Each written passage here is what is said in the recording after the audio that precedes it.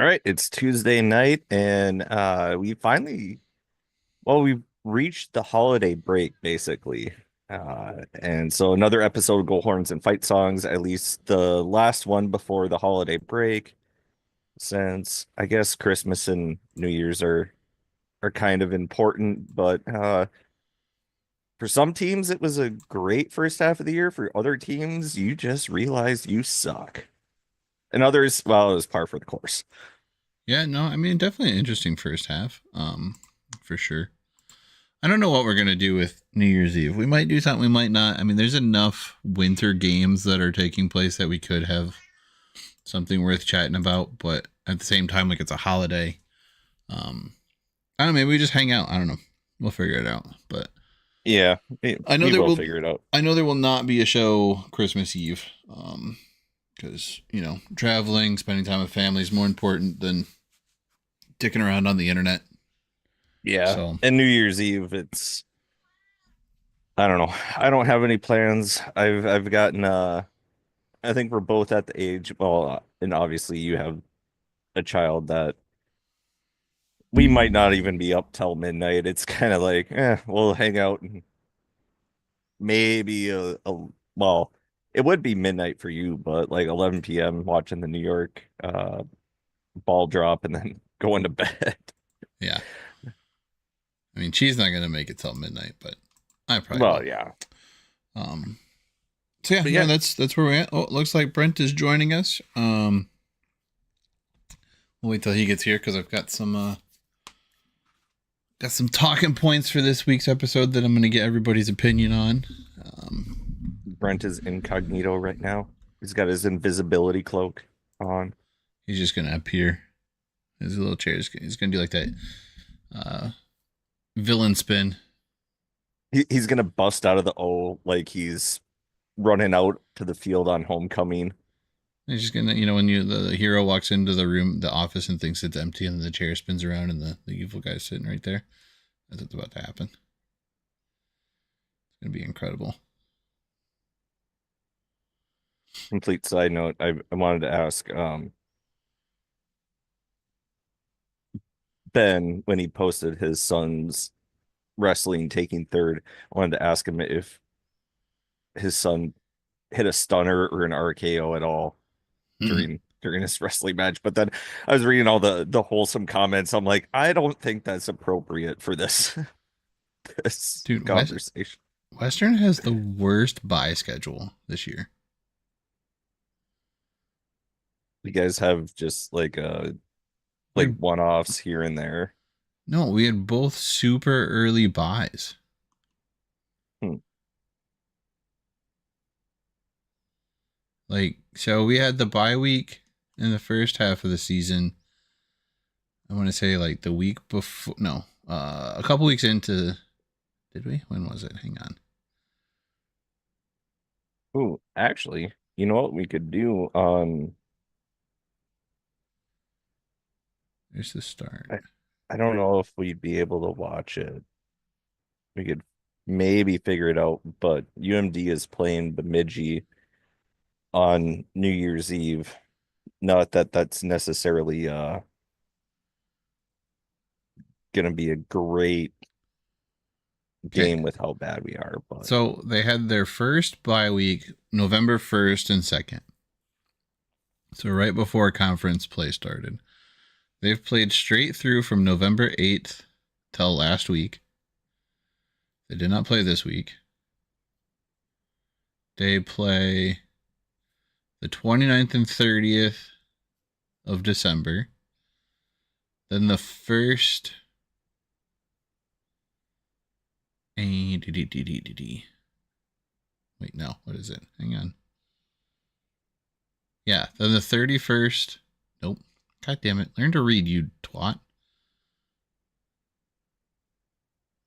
Then the 3rd and the 4th of January. Then they're off the 10th and 11th. And they play straight through from January 17th till the end of the season.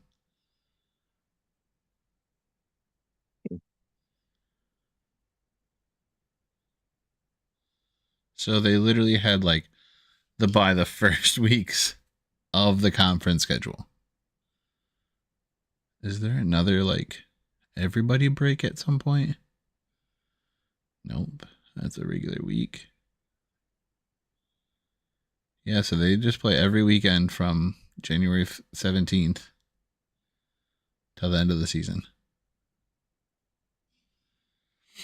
So, I mean, it looks like there could be opportunities for teams to jump on them in the second half, but I also feel like their schedule is kind of advantageous to them in the second half of the year. They've already completed their season series with Denver. They just had the one. They only have one with Minnesota, with St. Cloud State, and it's here in Kalamazoo. They have Omaha coming in. They have North Dakota. I told you he was going to come straight through the center of the O. Yeah. They have North Dakota twice. Miami four times, whatever you want to say. 2 series. North Dakota for 2 series.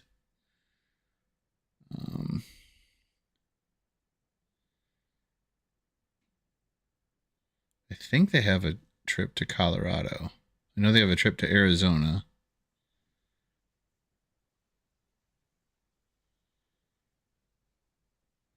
It's the weekend they don't play. At North Dakota. Miami home. Yeah, at Colorado. And at Arizona State are kind of the 2 big trips left, and then also at North Dakota. And they wrap up the season at Miami. Yeah, we don't we have no more games with you guys because we already played that series. Yep. We have, let's see. So, I don't know. It feels like it's still pretty advantageous to Western the second half of the year. The only bad thing is they have that early bye week in the second half, January 10th and 11th, which kind of sucks. But yeah, we have our bye week, the 31st of January and 1st of February, after playing Denver at home.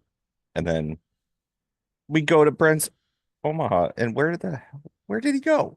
We lost him. He disappeared. Jesus. So yeah. Get it together, man. But I guess we can run through the standings. North Dakota made it so that nobody could catch Western in the first half of the year. I guess technically St. Cloud could have. No, they couldn't have passed us. Did they have an overtime game one night? What did they do?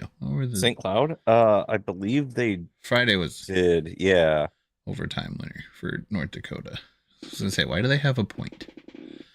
They were 6 points behind us going into the weekend. Yeah. No, Saturday was an overtime game. Friday was 2-0 North Dakota. Saturday was overtime. Okay. So St. Cloud got a point. Because they were the only team that could have tied Western for points if they had swept North Dakota, which I didn't really think was going to happen. I thought it was going to be a split, a true split.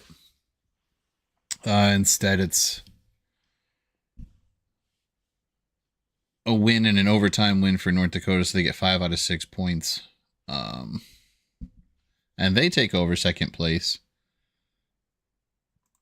at the first half break. Which was, slightly surprising, but not really. They struggled a little bit in non-conference, but it has kind of been par for the course with them. They're really good in the conference and sometimes struggle with the non-conference teams.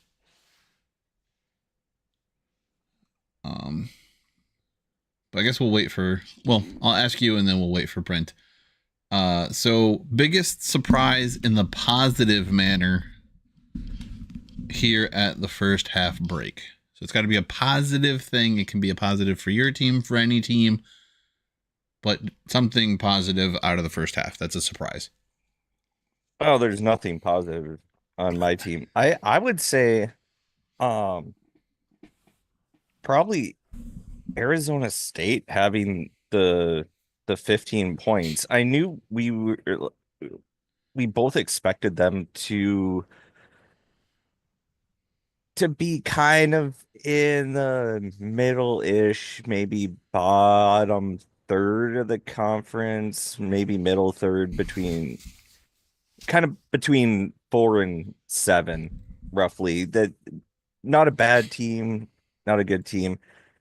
Them currently sitting at number 3 in the standings from what I have up here with 15 points in the conference. I would say that would be the biggest positive, at least for a team. Um, Yeah, I feel like we gave them more credit than the NCHC media did. Everyone kind of figured they're going to finish down there in eighth for the season. Um, but I feel like, honestly, I feel like we gave them more credit than anybody else did. To be honest, I didn't quite know how they were going to compete. I think the biggest shock, honestly, for them was just that sweep over Denver. Um, mhm.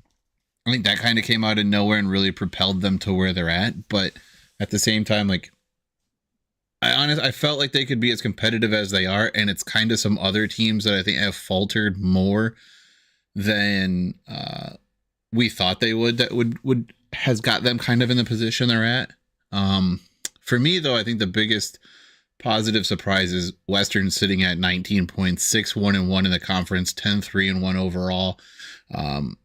And the way that like both goalies are playing right now, they have two of the best goalies in the country right now statistically. Cam is on a 7-0 win streak. He gets a couple weeks off here. We'll most likely see both games of the GLI, with Hampton going to Team USA and competing for a roster spot there with Trey Augustine from Michigan State, and I don't remember where the other goaltender's from. But I would think that he's got a pretty solid chance of playing with Team USA over the winter break instead of playing in the GLI or Alaska, who's coming to town against Western. But they should be close to being back for that.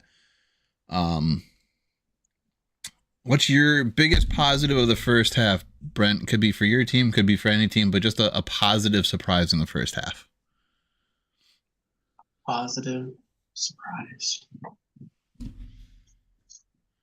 Um, I guess for our team, it's that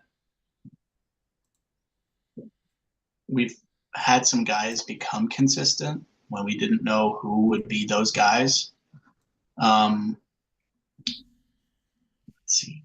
I think overall, probably just that the NCHC is doing NCHC things and being chaos from top to bottom. I think that's a pretty positive thing that, I mean, anyone could beat anyone on any given night. Yeah, what is it? 6 teams, I think, 5 or 6 teams sitting in national ranking in the top 20 in the national rankings at the moment. Um, Denver the highest at 5, which say what you will, I don't know that that's the way they've played recently. They should really be at 5. Um, I mean, they're a talented team. I just don't know that their play has really lived up to The being. road has gotten rocky since the NCHC started. Yes. They looked unbeatable like going into November, and now it's they're you're seeing that the anyone could beat them really. Yeah, I mean, I think that's something that we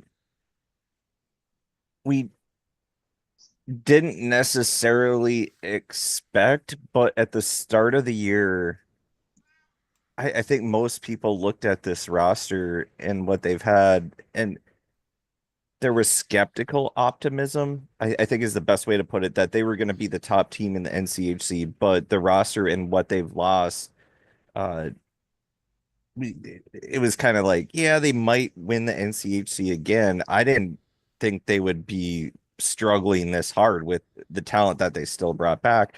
But at the same time, we figured they'd be closer to the pack from what Well, they've had over the last couple of years. well, I mean, to me, it was like, what was it? Going into that Arizona State game, I think I even said it on the program before Paul might have joined us, but I didn't have the highest respect for Denver being number one. Like, I was literally debating, like, who had they played up until that point. They really hadn't dominated a series. Series were closer than they kind of should have been. But I mean, yeah, they were 12-0 going into that game or whatever, 10-0, 12-0 going into that game.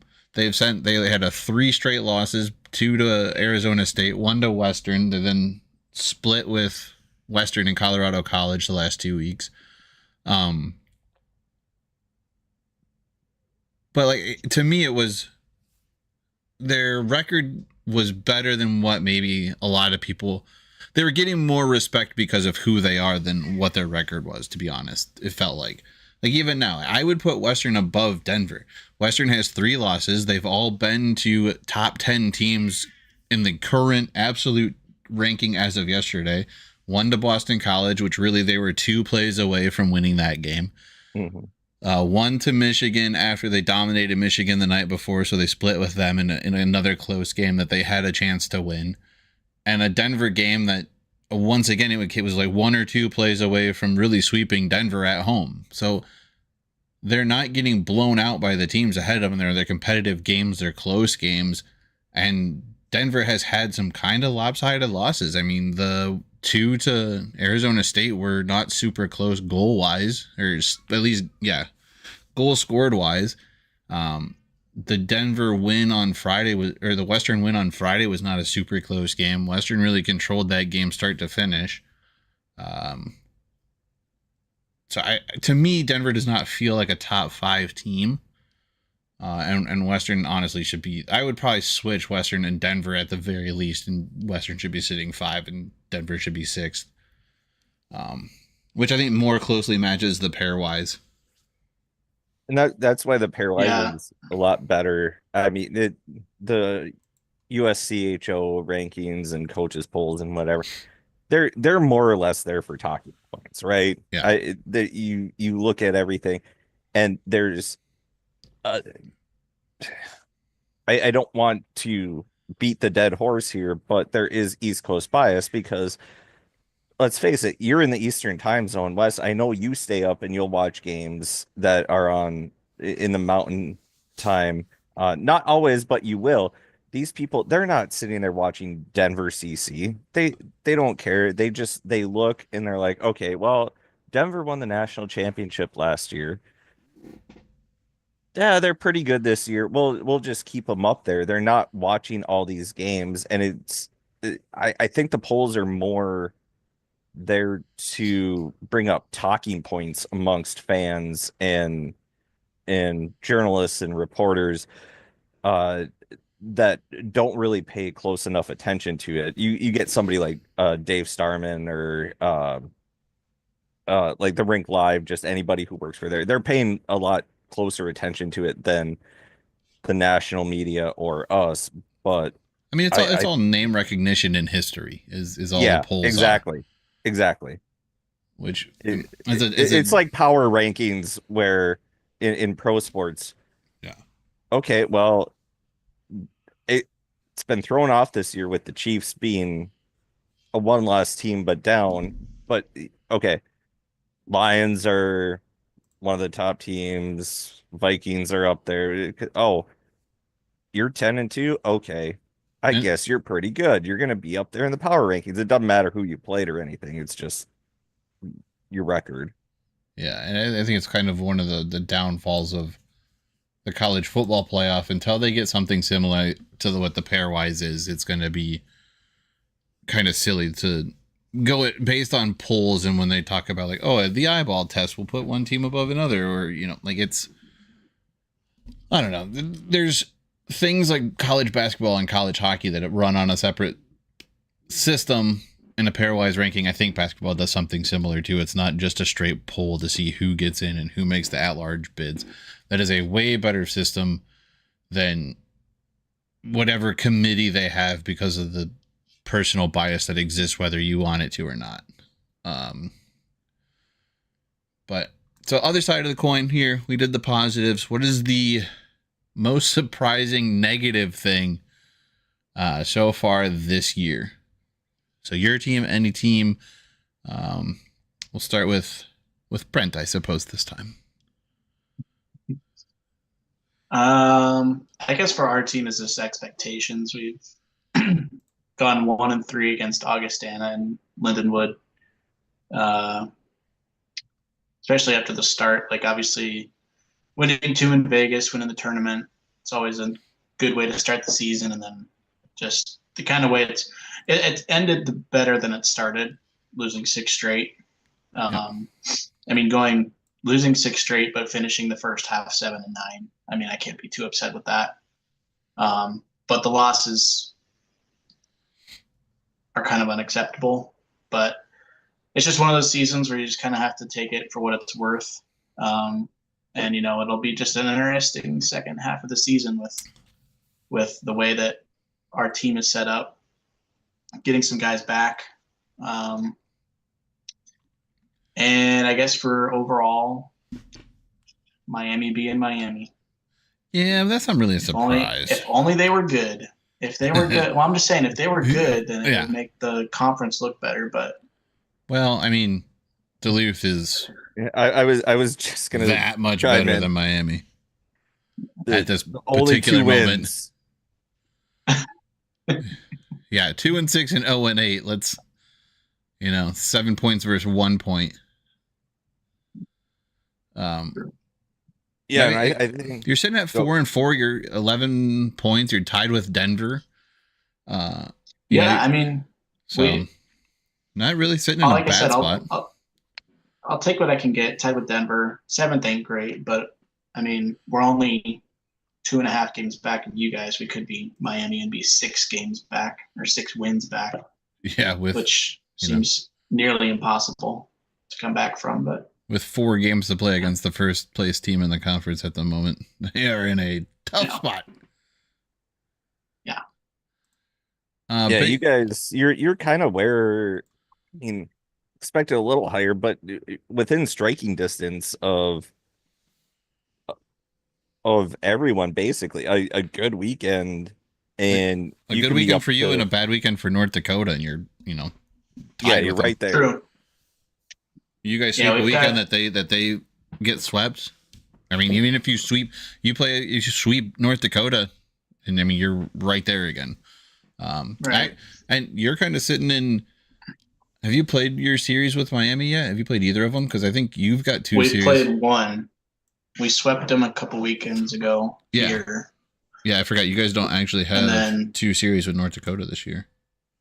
No, we just have the one at the end of the season, which kind of sucks. But so if you can, we've got everyone ahead of us. I mean, if we can, we can just keep our eyes focused and keep pace with at least North Dakota, and then maybe steal that last weekend and take whatever spot they're in. You know what I mean? Biggest surprise negatively for you, Mike. I think you answered. I don't remember. I don't think you answered yet. I have not answered yet, and I think my biggest surprise negatively is how poorly the offense has been from the younger kids from UMD. I am on record being excited about the young kids and the scoring prowess that was coming in with both Max and Zam Plant and Jason Shagabe. They've done some scoring, and I think it was Max that was injured, but they just haven't produced like I expected them to be and how they were marketed to us. And that's personally on me because I knew how they were in high school and what they had done previously. It just hasn't quite translated, and I understand they are freshmen, but we did lose some of that leadership. And I guess the other part would be the leadership of this team. So it's twofold. I don't know what they're doing because some of these guys that have been around, yes, we lost a Blake Biondi to the transfer portal, but Dominic James, when he goes early in the season, in between periods and says there's no positive, well, then change it. Do something to change it. And you haven't done anything to change it. Um, let's see, how many goals for Overall, you guys are sitting, well, 24 goals for. So in the conference. offense, yeah, in the conference. Overall, you're at 45. 45. So, I mean, we're right in the middle-ish. You've scored. I mean, you're not bad. You've scored as many goals as Western has. You've scored more than Denver. I mean, But it's just you watch this team. it's the 30 you've given up that is the problem. Yeah, and I don't put that on Guyon really for the most part. Yeah, there are some that I'm watching the game and I'm like, what were you doing? Like, was there some hot brunette in the third row that you were looking at, or what? Like, what? But for the most part, it's leadership and these young kids, they're I don't think they're scoring, and the only way this team was going to win is if they outscored people, and they needed the young kids to score because we just typically aren't a high-powered offense anyway. Yeah. But then the leadership and making sure that those younger kids are responsible defensively is not happening, especially on the back end. There's so many of those goals that they're just rebounds and the guy's like, hey, look what I found. Oh, well, I'm gonna have a ham sandwich, drink a beer, then I'm gonna shoot the puck into the net because nobody's around him. It's I guess it's more the leadership and how disappointed I am in the upperclassmen than it is the freshmen, because you can't blame them too much. They're freshmen coming in, they're still trying to learn. Yeah, but it feels like that has kind of been the problem the last couple years for Duluth. Like It has been. I don't know if it's just Sandlin's message has lost a little bit of its, power or what. I mean, it's, with the transfer portal, it's not like guys are staying 4 years and they're tired of hearing it for 4 straight years at this point. Guys just aren't staying long enough to hear it for 4 years, really. So is it leadership from the coaching staff down? Is it leadership from the upperclassmen who didn't get a lot of playing time? Well, I mean, most of those guys leave anyway, so there's no consistency. There's no there's the guys who have been there for 4 years who had playing time and bought into the coach's message. Then there's very few, if any, middleclassmen, so juniors and sophomores, who have stayed to keep the message going. And then there's a big number of transfers and freshmen who don't know the message yet or the program yet, and are still trying to learn it. And there's like this big gap in the middle, type of thing. Mm-hmm. So how do you get, and that feels like it's been the last couple of years too. It has been. I mean, you had that one freshman who just really said that Duluth just wasn't the place for him and dipped. I think he went to Michigan State a couple years ago. Yeah, he did. And he was one of our better freshmen too. Mm-hmm.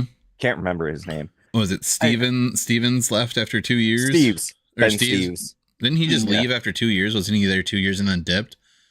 I think he was just a freshman, and he dipped out. Because I know you had the one transfer, but then there was like another. Your leading goal scorer the last 2 years or last year was definitely still an underclassman when he signed a pro deal. Oh, maybe no. Oh, Steve's. I do think Steve's was there a second here. Yeah, because I think he was the leading scorer as a freshman, and then stayed one more year, and then went to the pros. And then there was another dude the year before him, or the same freshman year, who transferred out. Yeah. Yeah. I can't remember his name, but I do agree. I think you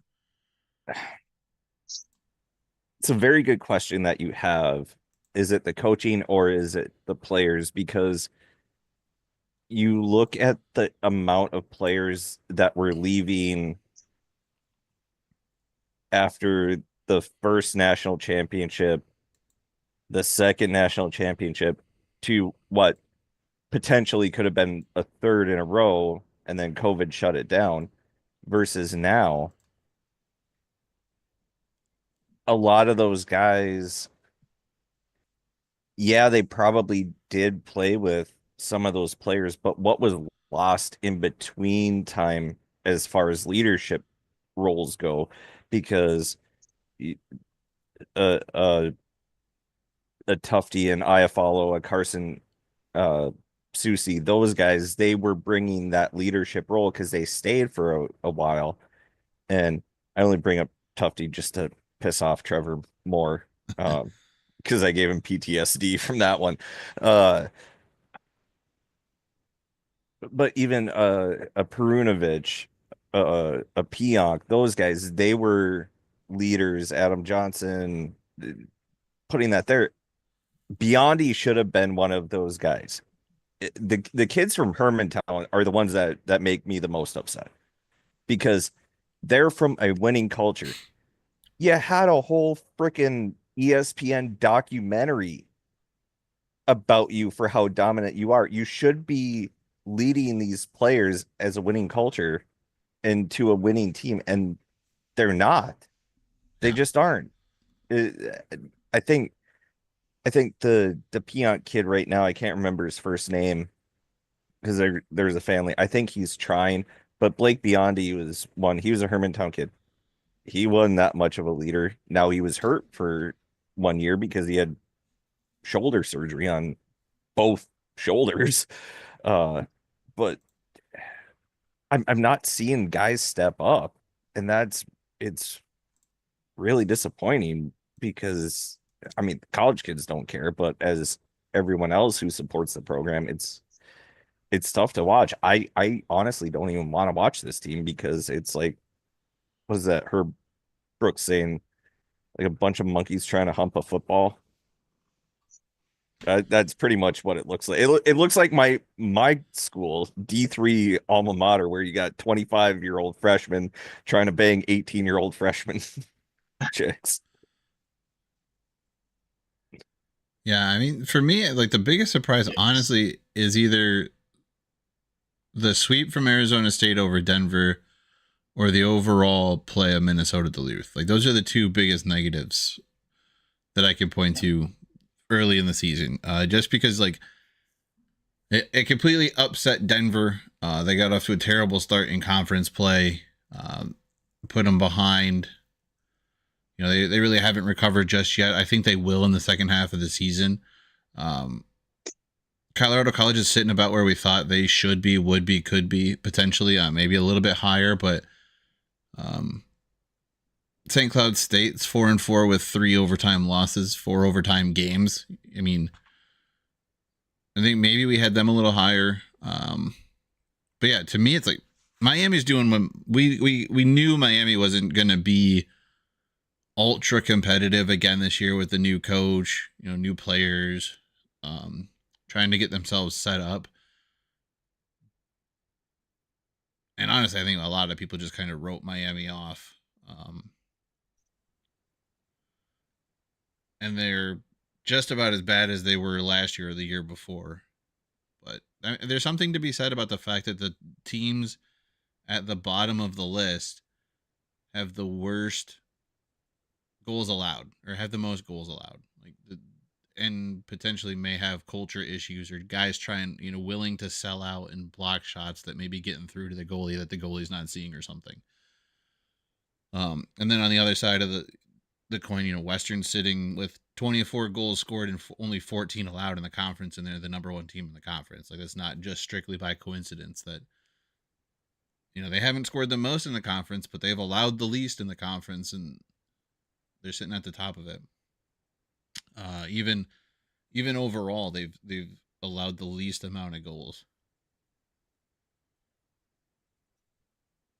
Um, but yeah, and I think we kind of mentioned, like, is there a point where Silent is gonna be on the hot seat, or does his history allow him a little bit of extra leeway to the point where? But at what point is that damaging the program as opposed to being beneficial to the program? At what point are you? Does his does it have to come down to what have you done for me lately? Because those national titles are only getting further and further away. I think what the conversation, so they're obviously going to let this season play out. He's a coach that you don't fire mid-season Oh with no, the history. But I think there's going to be a conversation held between him and the AD during the off season saying, Scott, you're gonna have to show us some progress here next year and produce results. We know you have a good freshman class, but if we don't see results by the end of next year, probably time to resign. And if you don't step down, we don't want to do it, but we're gonna have to buy you out or whatever they're gonna do. Because you don't really want to say we're firing you, but it's gonna be kind of the please resign so we don't have to fire you type deal. And I know there'll be people up in arms about that just because they want to be mad about something, but I think that would be the right call. And Yeah. he, he's he just needs one more year. If you're not getting it, well, okay, it's done. Nobody's gonna rip on you for what you've done for the program over the past 25 years. You've brought us 3 national titles, something that hadn't been done before. Thank you for your service. Hey, I'm not saying Time that for a he new one. doesn't get swallowed up like as soon as he gets let go either. Like there could be Oh another yeah, program that wants to pick him up. there would be. I'm guessing some program in Atlantic hockey or the ECAC that would want to pick him up, Where I if mean not there, the pros, yeah, because I I was mean gonna say pro there team. could even be a pro team. But I mean, here's the thing: Duluth was supposed to have or had the top ranked incoming recruiting class, and Mhm. their results are not. And I think there's been a few injuries here and there, maybe not quite to the level that Omaha was suffering with uh, Yeah, because their big name guys, but there have been injuries, and that could have inhibited some of the progress that they could have made. But I was gonna say, they're not playing as bad as Miami, but yes, they are. They are playing. yeah, They are playing as bad I as just, Miami. They've allowed 8 less goals in conference than Miami and have scored twice as many. But they are 2-6 in conference. They are 5-10 overall. Uh, Honestly, Miami could be. They could just as easily be in Miami's shoes as the only 2 wins they have. I think are over Miami. they are. If yeah. Miami wins those games, they're in Miami's shoes. So yeah, I think I said it either last week. It must have been last week with Trevor. I'm like, this team is dog shit. It is a bad hockey team. and the thing with like Duluth is you're in Minnesota, like you're competing probably with more, I think, more college teams than almost any other state to try and get kids. You have Duluth, St. Cloud, Bemidji, Minnesota State, St. Thomas, Hmm. and Even North Dakota, North you're Dakota. competing. Um, maybe Wisconsin draws a few kids, but I'm just talking about like in your Hmm. own state. If you're looking at homegrown talent, if homegrown talent went to home schools, like if every kid from Minnesota stayed at a Minnesota college, like you're competing with an absorbent amount of Division 1 college programs, and one of them's already in the conference, another one's going to be in the conference. So it's not like guys are like, well, I could go to Duluth and play in the NCHC, which is the Hmm. best conference in college hockey, or I could go play and maybe have slightly better numbers and elevate my personal name by playing in Bemidji State in or St. Thomas in the CCHA. Well, next year I can play at St. Thomas and still be in the NCHC, or I could go to Duluth, which has a slightly better history. That decision could be a little bit closer to make, or you could go to St. Cloud State and still stay in uh the conference. Oh, hey, look who it is. All right, so here's our questions. Your best positive surprise of the first half of the season, so it's got to be something good, and your most surprising negative part of the first half of the season. Jesus Christ, don't even welcome Paul in here. Well, Just welcome to hit him with the a question. Hey, we're changing on the fly. Positive story, negative story. Something positive that has happened in the first half of the year that was the biggest surprise positively. Surprise. And then the biggest, yes. So, maybe how well Arizona State is doing, or how, the sweep over Denver.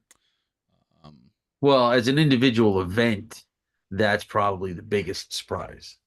As an individual event. I'm trying to think more on the team level. A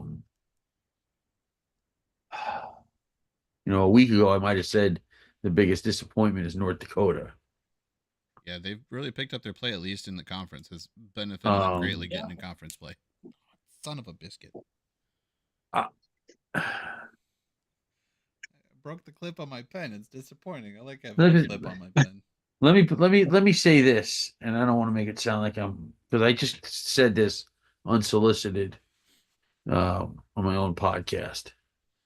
I expected Western to be good. I didn't expect them to be this national championship type contending good. Yeah, dude, it's a team. It's a team of role-playing dudes who understand the system, who are believing in the process and have taken it upon themselves to step their game up and play really good hockey, and two goaltenders who compete against themselves, each other, and the other team every time they're on the ice. And here's and sorry, Brent, but you might agree with this too. From an expectation standpoint, I don't know what the heck has happened to Omaha. Injuries. I had them as a top 10 team. And so I don't know it's not just injuries though. Like I saw them get outworked this last weekend by Lindenwood. Never seen that in my 5+ years of kind of focusing on this league. I've never seen Omaha get outworked. I think it was rough. Yeah. Whew. I think when you have as many injuries as a team does, it really makes you lean on your leadership, like Mike was kind of talking about. And when you have to get over that mental block of saying we have so many injuries, and you have to take the approach of, okay, we have injuries, so what? No one's going to come in here and take it easy on us because we're missing our best players. No, in fact, they're going to do the opposite. They're going to go, oh, they're without this guy. Just push that much harder on whoever is stepping up into that spot. We're going to lean on attacking a number one line center if it's not the regular number one center. If he's the second string or the second line being called up to be the first line type thing. And when go ahead. So getting over those mental things. So that's what I say when I say like injuries. I'm encompassing all of that, like the mental side of it, and being like, well, we have all these injuries. We definitely can't be as good as we're supposed to be. When if you have the right leadership, shit. All right, here I'm gonna say it because I bring him up every goddamn episode. It feels like, but look at the Detroit Lions. They are so decimated defensively this year that it's stupid, and yet they have 2 losses on the season because they refuse to let their injuries dictate the way the rest of the team goes out and plays. Like, yeah, they know they have injuries, and they have injuries at big spots and key dudes, but the coaching staff, the other players, they refuse to let anybody say, "Oh, well, you guys would probably be winning games if you had all your players there." They're like, "No, we're still winning games because we don't let the injuries get in the way, and we play even harder and work harder than anybody else because we have to, because we don't have our number one guys.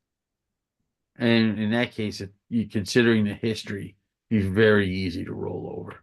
Yeah. Because everybody would be like, yeah, it's the Lions. What do you expect? Which makes what they're doing even that much more impressive. Okay. And Vegas is scared to death of the Lions. They need to quit getting people hurt so bad. But Lost another you 4 guys dudes this weekend. Yeah, that who was the cornerback that had his ankle turned, like his foot was the No. opposite way? It was I think he's a linebacker. Oh, was it a Dorsey. linebacker? Oh no, he was a corner. Dorsey. And then Carlton Davis, who just came back from like a hand injury, has a broken jaw. They lost Ali McNeil to a knee injury. They lost Montgomery to a knee injury. Yeah, he's done for the year. On the offensive side of the ball. I was gonna go circle back to just kind of fill Paul in. Brent, your comment for kind of biggest disappointment was also just how Omaha has played in that team. And then for me, with Wes talking about the leadership and what I was saying earlier is I kind of had two disappointments that were surprises. One was our freshman scoring, and then two, just how the leadership for UMD has played, because there was a game earlier in the year where it was, I believe, Dominic James. They asked him, is there any positive you can glean from this? And it was against Minnesota. And he said, no, nothing for me, because we were just getting our asses handed to us. And it was a Division 1 team playing a Division 3 team. That's what it looked like. And he said no. And my thought process was, well, you should be able to rally your troops. You're a captain. You're a leader of this team. They haven't changed anything with the only two conference wins coming against Miami.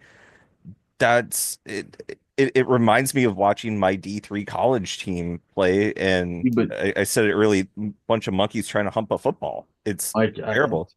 I thought Duluth was the better team 2 weeks ago against ASU. I thought Duluth was a better team.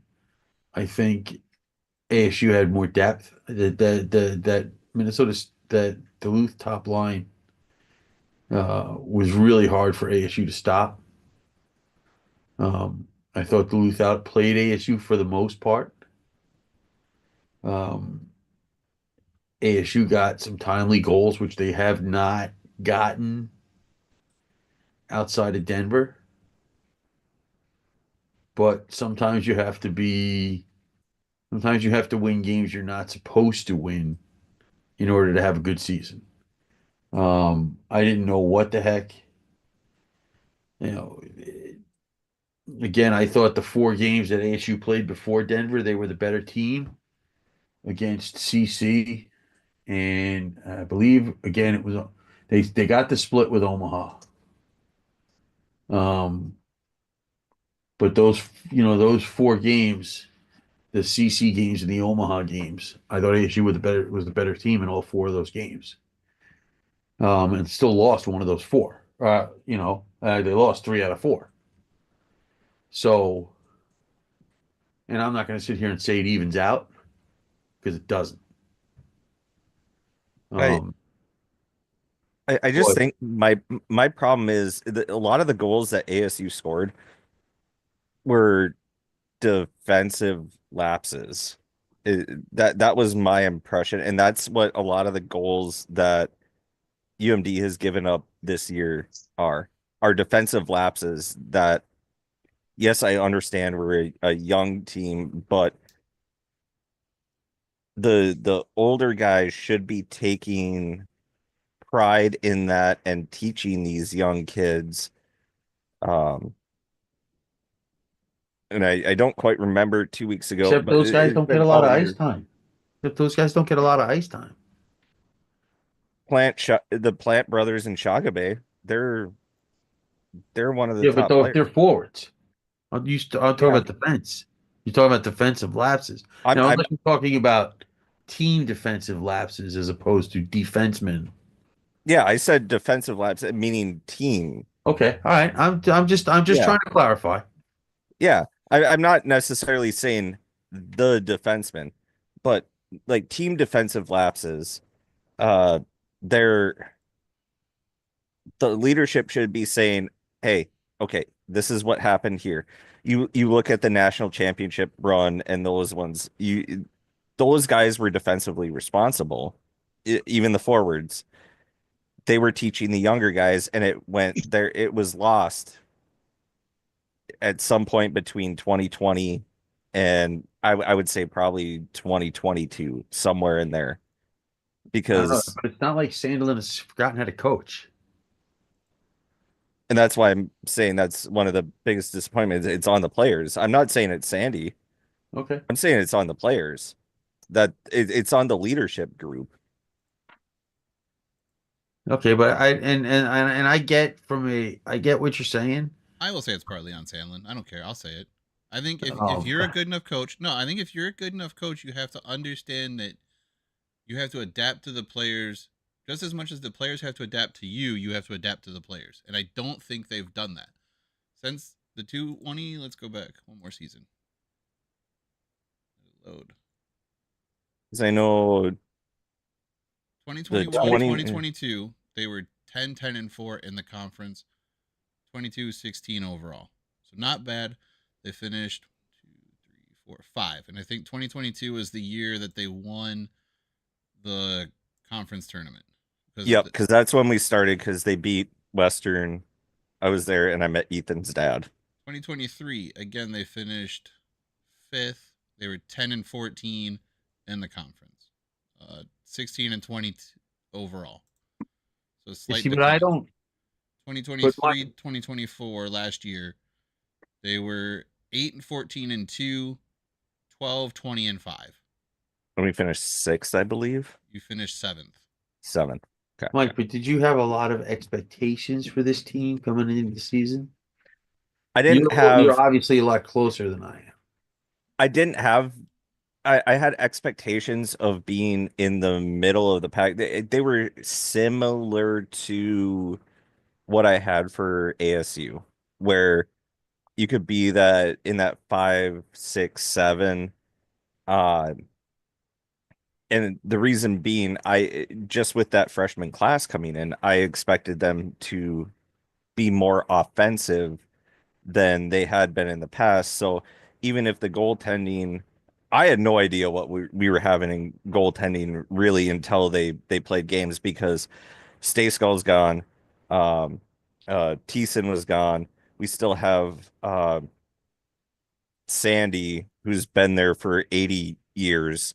Uh, it, I didn't know exactly what to expect, but I figured, well, this might be one of the first years where we're actually outscoring teams. If we play decent defensively, we can outscore them. We're not doing either. So I was thinking about that fifth spot, sixth spot. I wasn't thinking we were going to be eighth and only 2 conference wins against Miami. Now, yes, I expected us to beat Miami, but I didn't expect our only 2 wins to be against Miami. Okay, but look at it this way, and this is, look, you look at it this way. Western and North Dakota have 5 regulation wins in the league. ASU has 4. Third place St. Cloud, or fourth place St. Cloud, 3. Fifth place CC, 2. Okay, Denver and Omaha, 3. So as bad as it's been, it's listen, would it take a lot to bounce to climb? Yes, because somebody's got to win every week and somebody's got to lose. But the gap's not as big as the perception might be. Uh, no, I see that's where I'm going to disagree with you Okay. because you watch this team play. There is a giant gap. I know you watched ASU play against them, Right. and it was better. But what I've watched week in and week out, Wes can attest to this. When we played Western, I was we did a watch along. I was just it was a golden shower on this team. I mean, I was pissing on them. I was shitting on them. Well, They're listen, not good. okay, but They I just have to aren't. again, I have to tell you, and this is just my opinion, right? I like I said, I expected Western to be good. I didn't expect this, where they have been as consistent as you can be, week in and week out. And like I said, I don't have to kiss Wes's ass. I don't have to do that. Um, I think you'd prefer that you don't. I would much prefer not to. Um, but they've, at least as far as the first half of the season is concerned, they've been maybe them and Boston College have been the two most consistent teams in the country. Um, and they're doing it on 200-foot games, and they're getting it not just from one goalie, they're getting it from two goalies. Okay, and it's almost like I can do anything you can do, blah blah blah blah, with the goaltenders, and that is an enormous edge that they're going to have going into the second half of the season because they're not going to have a worn out goalie. They don't have to have a worn out goalie, and they have two guys that have played in absolute and I got to give Rowe a bunch of credit because I didn't think he had this in him. Okay, I thought he was a good goalie, but I didn't think he had this.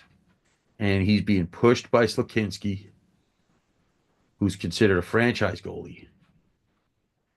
And if you're, if you're Pat Firstweiler, why are you gonna? You're not gonna try to fix something that's not broken. And you could very easily see them outside of obviously, the next couple of weeks because of the World Juniors, just rotating the entire season, even into the conference tournament. We had a good conversation last week with Trevor Gorsuch, the dude, which I still find it creepy that Wes always points it out over his shoulder. But we were asking him about that and what his thoughts were having a goalie playing Friday versus Saturday, and it, it was either one of you two, Wes or Trevor. You brought it up where you have an experienced goalie in Cam. I asked him if it would be Yeah, better to have Cam be the Saturday goalie and Hampton be the Friday goalie because you're slightly putting. But and as he described it, I think there's really like the same amount of pressure on either goalie. Like Cam wants to get the team off to a positive start and wants to get the team in a position where they can sweep a weekend, and he puts just as much pressure on himself as potentially Hampton has, knowing that they have a win in their pocket, but knowing that the team is going to push harder on Saturday than they Sweeps did are on hard. Friday. Sweeps are hard. Yeah. and But the Um, point I was asking Trevor, like, if it wouldn't make more sense to have Hampton out there Friday and Cam on there Saturday, knowing that if you get the win Friday, if it wouldn't be more beneficial to have an experienced goaltender be there for the push of a Saturday game when a team has lost on Friday. And you would kind of switch some of the games around to where it would have been Cam versus BC. And I think another one would have been like Cam would have had the second game against Michigan. But I don't know that the results would have really been much different because of the way the team in front of either goalie played on both of those games. And then to like Trevor's point, yes, you want to be, but you want to also build the freshman goalie and see what he has and what he's made of and give him the experience of being in high pressure games that aren't the end of the world if you lose at the same time, but there's still pressure games because the team is pushing that much harder. There's still conference points on the line. These things. So I did come around to being like, okay, it makes sense the way they're doing it for sure. Yeah, I think the way Trevor put it was Hirsch wants to see what he has in the goalie, because if the kid's crumbling under the pressure of the Saturday game, especially if you got that Friday win, then You could potentially switch it in the second half. yeah, switch him. And that's the benefit that they have right now with Cam being such an experienced goalie, having been at Wisconsin and now in his second or third year at Western. Third. His third year at Western. And really 2 years of being the full-time goalie the last 2 years. Yeah, he's experienced, so nothing's going to change as much versus a freshman where Trevor has said that first year you're trying to figure out school, you're trying to figure out hockey, all this. You put Cam in there and be like, hey, Cam, instead of Friday, you're going Saturday. Okay, coach, I'm Whatever. good. I can handle it. So that was kind of a fascinating thing that they have where, again, to your point, Paul, they can rotate them. It's just when they need it, who do they go to? Who's playing better? Because well, UMD ran into that. I believe it was Like 2 years ago, St. Cloud 20, did yeah, extremely 20, well with Jackson Castor and Brandon Bassey. yeah, and Dominic then Bassey. yeah, Dom, and then that 5 overtime game when Stay Skull had to come in. I think it was must have been for Shepard, because Shep was cramping up Wasn't it after about the Well, fourth. what a crazy Fancy, wasn't game it that was. Fanti and Stay Skull? Ronto. Oh, it might have been Yeah, it would have been Fanti because I think Shep won the national title. Yeah, so it was Fanti. You're right. You're right. But Fanti he was cramping up and they brought in Stay Skull, but they had kind of rotated, and that's what they were trying to do the last couple of years with Stay Skull and Thiessen. It's just Neither one of them could it, really get on the page or get hot and stay hot. yeah, I think Stay Skull, if he didn't have that year off, uh, for a very good reason, he would have been a lot better. But yeah, none of them could quite get their footing, so to say. So what did you guys come up with? I said Western being number one in the conference and the way that the two goaltenders are playing was the biggest positive surprise. And then the position that Minnesota Duluth is in was the biggest negative for me. Okay.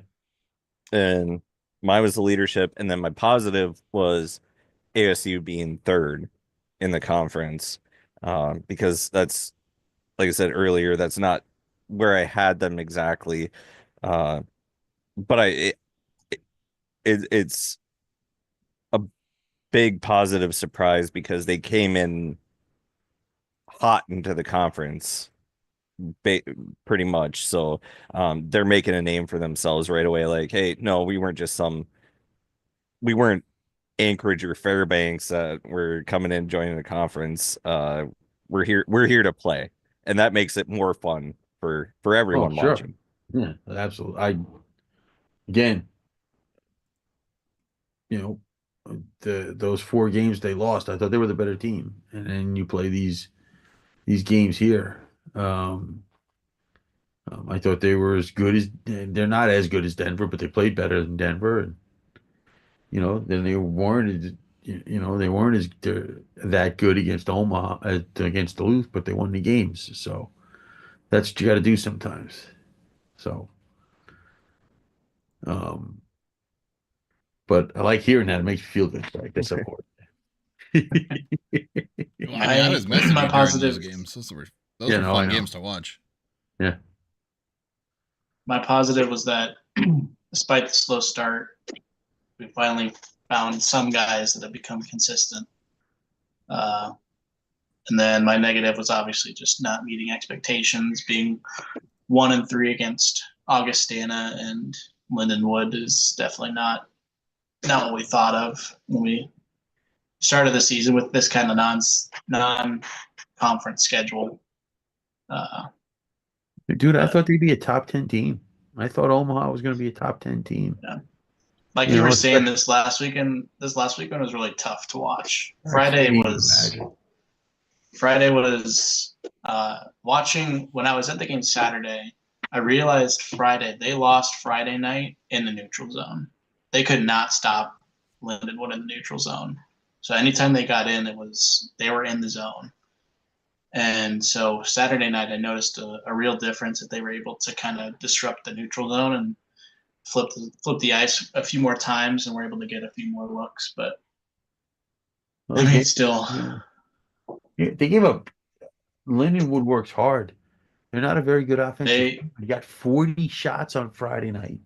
40.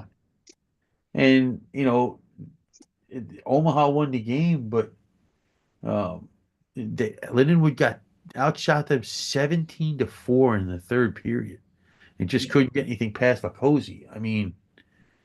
Riedler. Just nuts. And you just don't expect that. Now, I don't know if, why the goaltending switch. Was it trying to send a message? I don't know. But yeah, I know Gab said in the press conference on Wednesday that it was kind of to give Simon a break. He's had a lot of ice time. But also Kevin's just been earning his spot on the ice. So he played pretty good against ASU too, Riedler. Yeah. Well, and you have to think though with Lindenwood, they kind of did the same thing that ASU did. They were a club hockey team that finally decided they did have their women's team, but they finally were able to get their men's team to go D1. And they were consistently national champions at the club level. They were a good team. And you look at what they did against Western last year. Now their goalie was completely insane. He was. I don't think I have ever seen a goalie play better than that. I mean, they still lost, but it was. I don't think I was great ever chance. more frustrated over a win than I was the Friday night freaking Western versus Lindenwood game in Kalamazoo when they put up 67 shots and only had like 3 goals. I mean, because the next night they absolutely peppered that kid, or they absolutely like just put everything past him. But that first night was the most frustrating thing I had ever seen in the world. Because you're getting pucks to the net. You're 67 shots on goal. How do we only have 3 goals though? I don't know what the NCAA record is in a 3-period game, but that's damn close. I mean, it was unbelievable. I was watching it. The lunatics are counting to try to see if they could get to 69. Oh, of course. They were like 2 more shots. 2 more shots. I texted Wes. I'm like, you need to find this goalie and buy him a beer, because it wasn't like they were just little dumplings that are being shot from the point and feathered ducks. They were grade A chances that this kid was stopping. And like, dude, if he comes into Waldo's, you gotta buy him a beer. Wes is like, absolutely not, because no such thing, because he is only 5'10", and his thing says he's 6 foot and he's not. Liar. Lindenwood is a team that if you pay attention, they have a benefit being in the Midwest with getting talent versus trying to compete for talent out east with how many schools are close together. A lot of kids, they don't necessarily want to go far away. Unless you're getting a school like a BC or a BU or more recent Quinnipiac, they can get talent to go down there. Yeah, well, here's the thing. And I'm not just saying this about Lindenwood. Okay? I'm saying this about Lindenwood. I'm saying this about LIU. I'm saying this about Stonehill and the 2 Alaska schools. We can get into the conference politics all you want. But you got to, if you want these teams to even survive, they've got to get some home games. These guys are never at home. And I get it. Like in college football, sometimes the school has to take a paycheck game, or sometimes they have to play two road games before a team will visit them at home. But somebody's got to give these guys some home games because otherwise they're never going to survive without you can't play 8 home games a year and expect that program to survive. Now, I will say this, and I've said it on there's going to be a lot of pressure on college hockey next year when and I'll say when because they're obviously recruiting players. Tennessee State starts their program. There's going to be a lot of social and political pressure on the rest of college hockey to make sure that that team has a chance to survive. And how do you do that? You've got to give them home games. You've got to give them a chance to have their product exposed in their market. You'll have a couple of years as the new kid on the block and the expansion team and so forth and so on. But if you don't give them home games, they're not going to survive. There's not going to be any incentive for whoever backs that program. And I'll say this, but then you can say this about the others too. There's no incentive for the people in that school community to pony up the bucks for buildings and ice time and all this other stuff if they're not getting home games. We've dealt with Brett Riley at LIU enough, and I don't know what the relationship is with the Islanders and them in terms of what they charge them or what the cost is of ice time for games. Okay. But, LIU didn't play a home weekend until 10 weeks into the season. Okay. Lindenwood has played what, 4 home games? If Fairbanks and Anchorage didn't have each other, they play almost no home games. You can't that these teams, if you're not going to figure out a way to put them all in a league so that they all have a chance to play for championships, even if it's just a league championship, you've got you and this is my biggest problem with college hockey is that the stuffed shirts don't give a crap because they're getting theirs. Okay. And are a lot of those people in my neck of the woods? Well, at least north and east of me. But okay, they don't give a crap. I mean, look no And your further than game is only as good as the teams at the bottom. the tournament to tell you that one. I think the one advantage Tennessee State has is I Wes and I when we were in Nashville, we didn't get to go to Bridgestone, but I have been to Bridgestone We went to previously. Bridgestone. We just Well, we looked at it saw from it. the outside. Yeah, we were Yeah, but out they're not going to outside. play most of they'll play an occasional game there. No, they won't play It's there. They flooded. might go to the indoor Practice rink, facility. but the the amount of walking through that building, the amount of support you could see for local hockey and what the Predators are doing for supportive local hockey. I've been hearing about Tennessee State and what the Predators are doing to support them. I think that's going to be a better relationship than what LIU and the Islanders have because they're still growing that game in the Tennessee area and they want to do that more and expose more people to it. I when I was at a game they were playing I think they were playing Dallas or somebody. I think it was Dallas. And people are there for the first time. It was the first time they had ever seen hockey and this was 4 years ago. Like people are still learning it, so they want to expose people and they enjoy that. Well, and I get that. It's like the Kraken did a lot to help Anchorage, retain their team. Um, As long as we don't have an Arizona Coyotes, Arizona State situation, I think we'll be all right. I don't think again, they did anything to help the Sun Devils with their program. In fact, I think they hurt it a couple times more than helped it. well, we listen. You want to do an entire? You want to listen during the summer? You want to do an entire show on that? We could talk for hours, hours, dude, hours. Or any Tuesday night where I don't have to get up the next morning.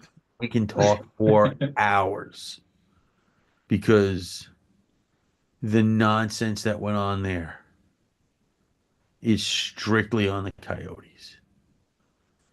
And I know that people hate Bettman, which is weird because whether you like it or not, the game is more exposed than ever and it has more revenue than ever.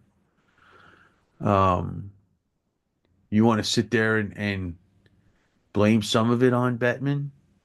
You can, but it's not all Bettman.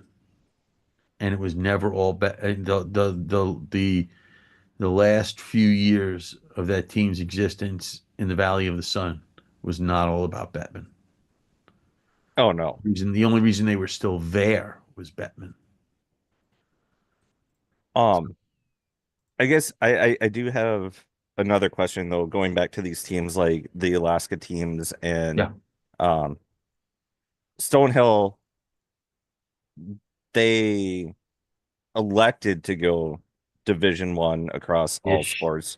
They Right. weren't like a St. Thomas forcing themselves.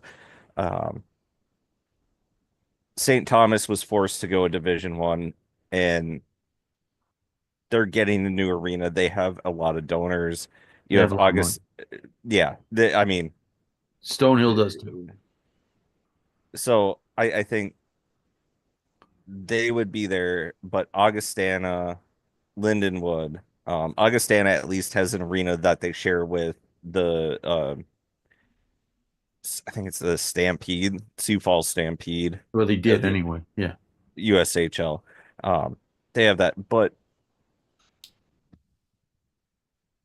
for some of these schools, like a Stonehill, like a Lindenwood, and then the Anchorage and Fairbanks, what would conferences gain from adding them? Like even Huntsville, they had their team for a long time. They brought it back for a year or two because people were there Well, let's donating let's money. let's put it this But way. but the conferences, they don't want to spend money and have schools spend money to send their teams up to Alaska. I Okay, don't first of think. all, at least anytime you talk to a coach, they always tell you it's not that hard to get to the Alaska schools. Are you gonna make a direct flight? No, probably not. You're probably stopping in Seattle. Okay. But if travel difficulty is the case, I've had people tell me that and they know Hockey East very well. Orono's a pain in the butt to get to. Dartmouth is a pain in the butt to get to in the ECAC. Um, that any of the schools I that mean, are not directly Boston related are a pain in the tuchus to get to outside of Providence. Arizona State, or not Arizona State, Air Force has to fly across the country every time they play a conference game. Yeah, because they're in Atlantic. Right. And don't tell me. And again, I try to be objective about this. Okay? Part of this is the NCAA because they still have this moratorium on single sport conferences. Okay, but the the two schools here in New York, Utica and Binghamton, they want to go Division 1 hockey, except they don't want to do it without a league. So if you can't, If you don't have the part of it is politics, okay, right? The ECAC could split easy. The ECAC could split very easily. There are 6 Ivy League schools in that team. They could have an Ivy League hockey conference, and you'd have more power than every team, every league except the Big Ten in NCAA hockey because you're a multi-sport conference. And all those the other 6 teams, hey, now you want to go to 8, you want to go to 10. You're gonna have ECA. You can have Utica, LIU, Stonehill, and Binghamton. But part of the that nonsense is, well, we've worked hard to get our pairwise, and that's at some point somebody has to get everybody in the room and say we have to do this for our sport to survive, and not just survive but thrive. But they're not interested. The Hockey East people of the world, the ECAC people of the world, they're not interested. Okay, and I get it's a survival of the fittest, but again, what happened to a rising tide raises all boats. I'm not telling you have to donate money to these programs, but how about you don't go out of your way to stifle them? If you don't think that whole WCHA turning back into the CCHA thing doesn't still burn those schools up in Alaska and a lot of people in Huntsville, you're crazy. Because if you ever watch, and I don't pay for Flow, so I don't see many of the Fairbanks home games. If you ever watch an Anchorage game, because they're on YouTube, and you listen to them talk about anything CCHA, the bitterness, the anger, They actually and do the a great rage job with still their there. broadcasts on YouTube. Yeah. Okay. Yeah. So, and I'll say this again. A couple of years ago, Fairbanks got nudged out of the tournament by Colgate, upsetting everybody in the ECAC. Nobody wanted to play that team. Nobody. Okay, because that team was sandpaper personified. They had the goaltending. Look at how many of those guys, when they couldn't get in the tournament that year, spread out all over the country in the portal. They couldn't keep them. Because if you couldn't make the tournament that year, when are you going to make the tournament? And I think I I don't necessarily, to me, the ire shouldn't be towards the WCHA in general. It should be towards the Big Ten in Minnesota and Wisconsin because they wanted the money. And that's because you look at the NCHC, how many WCHA schools were there? And Yeah, but again, Huntsville, they were going down anyway. They yeah, were going down but well Mike, before first of Fairbanks. all, and there is nobody that wants to blame crap on that other maroon and gold team than I do. But when Penn State decided to jump, they didn't have a choice. What were they going to do? Tell Penn State not to start up a team? Uh, They had no choice because by conference rules, if you have 6 teams playing a sport, you have to be part of the Big Ten. You couldn't be part CCHA, part WCHA. By conference rules, they had to form a Big Ten hockey conference. okay. So there are 1,000 things I want to blame on those other schools. That you can't. I would I'm just gonna say this because I played in, it might be different for Division 3, but we did play in a conference that had 6 teams, and I mean, I guess yeah, it was a conference, but we didn't get an automatic bid, and now the Big Ten gets an automatic bid for a conference, so that Well, that could be different too. as far as I know, it takes 6 teams at the Division 1 level to be in a conference to get an automatic bid. So, Yeah, we didn't and have that, but it could be different for Division 3 versus Division 1? Yes. I don't know either, but that's a realistic possibility. Sorry, they're not doing much with their automatic bids. They're only just making Final Fours or Frozen Fours and not winning a national title. So it's fine. Bowing out right away. So Hey, we have 13 division or NHL draft picks. Oh, well, we'll just lose to Quinnipiac.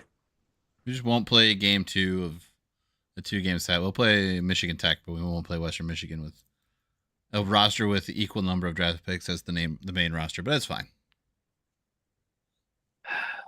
Oh no, I don't know what team would do that. Oh, and I'm still wondering because there were rumors that Illinois wanted to follow the Arizona State.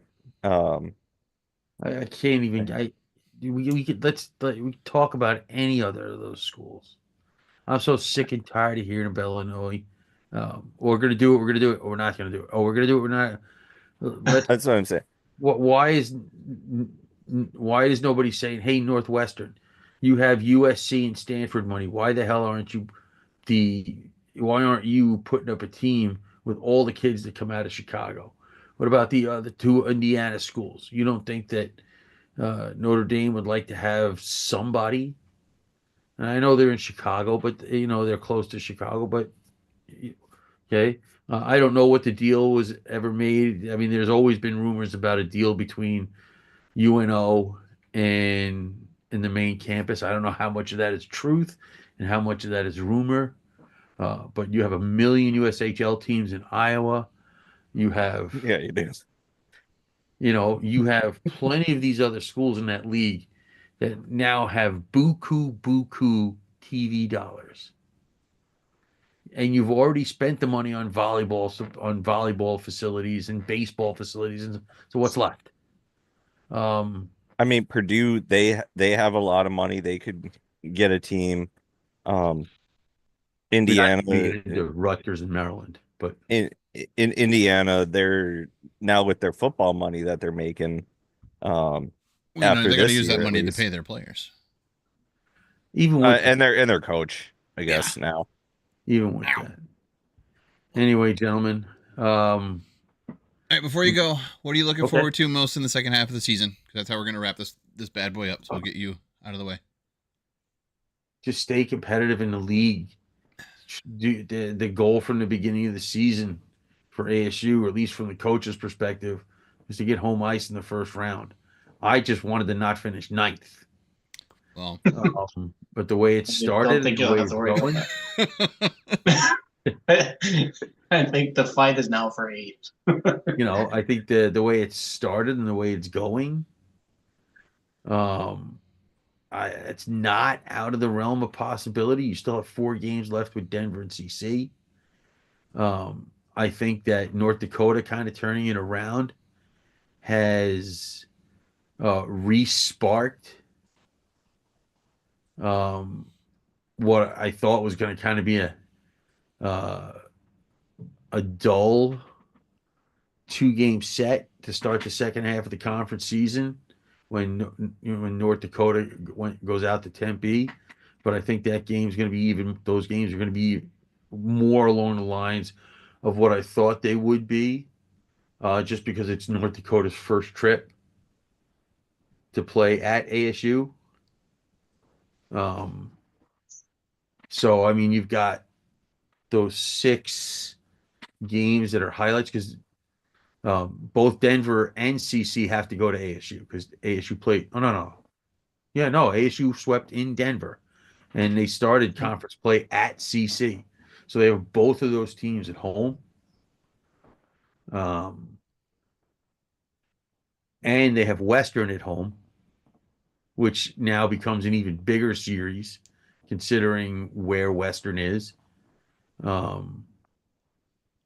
And they play that late enough where I don't think it'll be for first place in the league, but I could see it being a big series in terms of does ASU finish in the top 4 or not.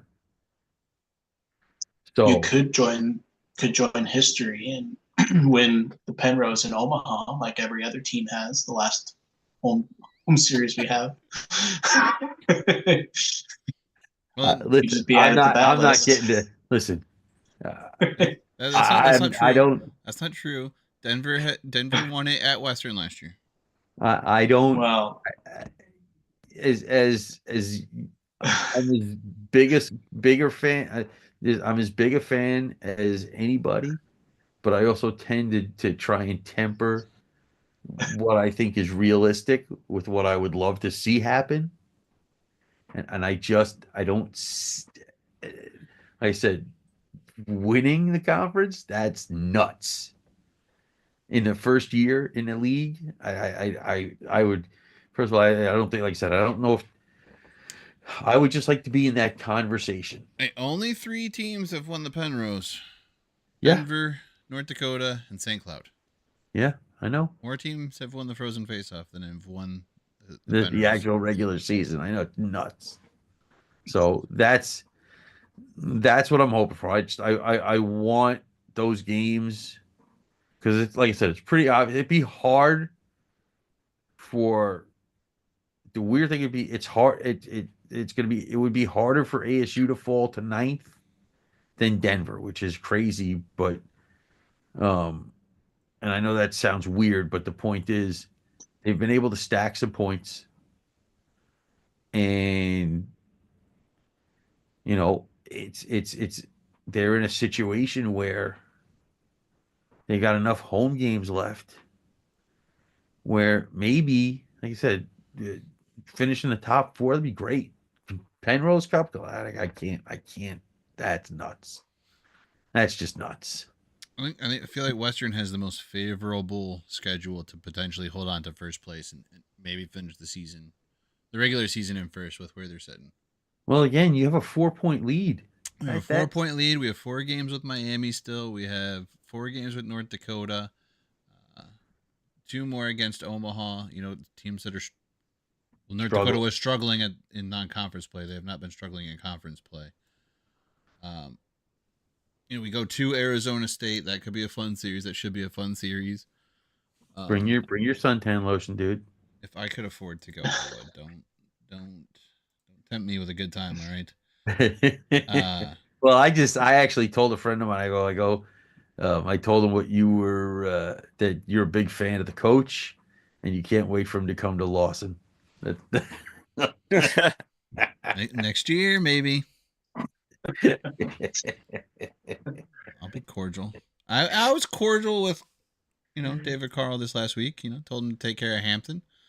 His response was, "That's a great fucking goalie you got there." And we went, "Yeah, we know. Just fucking don't hurt him with Team USA, right?